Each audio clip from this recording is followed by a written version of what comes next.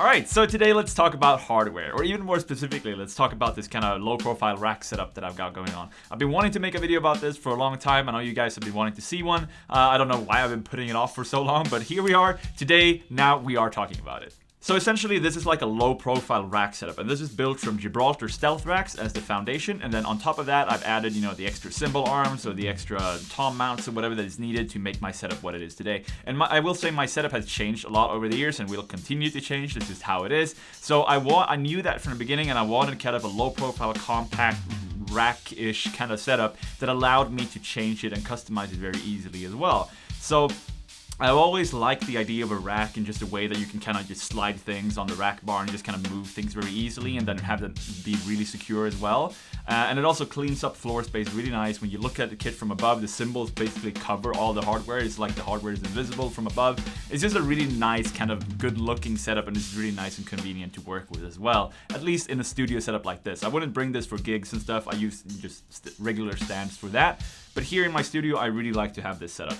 So what I'm gonna do is I'm gonna walk you guys through, just kind of show you, because basically there's two parts to it. There's the right side, there's one Gibraltar Stealth Rack on the bottom, and then everything just kind of comes up from that on the right side, and then there's another similar thing going on here on the left side. So let me start with just the right side. I will show you what like the different parts that this is comprised of, and I will also list every single piece, so every single part, every rack bar, every stealth rack and all the clamps and everything. I'll list that in the description below. So if you guys want to see exactly what parts I use to make this exact configuration, all of that will be in the description. But again, I do change this every now and then. For example, when I want to bring in another rack tom, you see there's nothing really here for me to put a rack tom on, so then I'll basically combine the right side and the left side with just a curved rack bar, and then I'll put my toms on that instead. So there's the customization factor to it as well, but the setup that I have right now, I will list all the parts to in the description. So with all that out of the way, let's look at the right side first.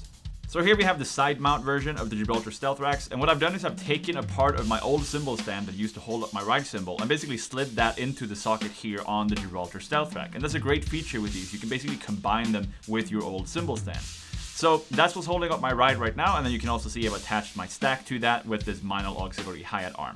And then down here we have this rack bar, which is part of the Stealth Rack. It comes with it. And then to that, I've just attached rack clamps, so 2 rack clamps and 2 cymbal arms, and that's what's holding up my little splash and my china.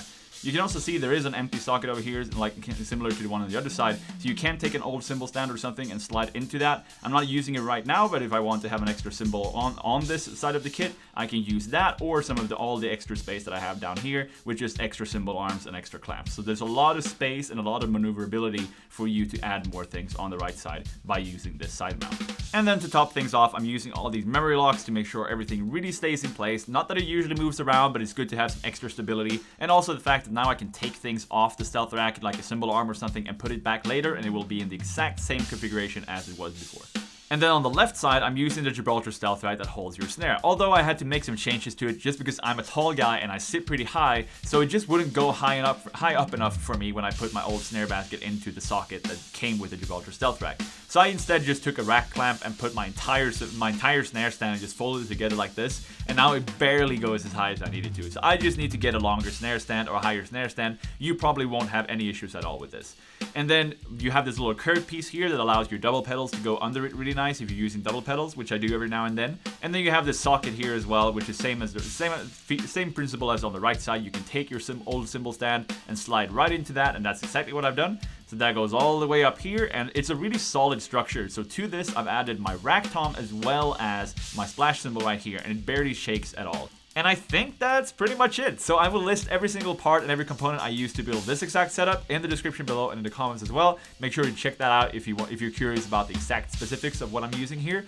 As for the price, I wouldn't say it's much more expensive than just using stands. It's probably a little bit more expensive, but it is a really nice aesthetic and it's really solid hardware. It's gonna last you forever as well. But because you can use your old stands and combine those into the Gibraltar Stealth Racks, you're saving a lot of money that way. You don't have to buy just a bunch of new stuff. You can use a bit of what you already have.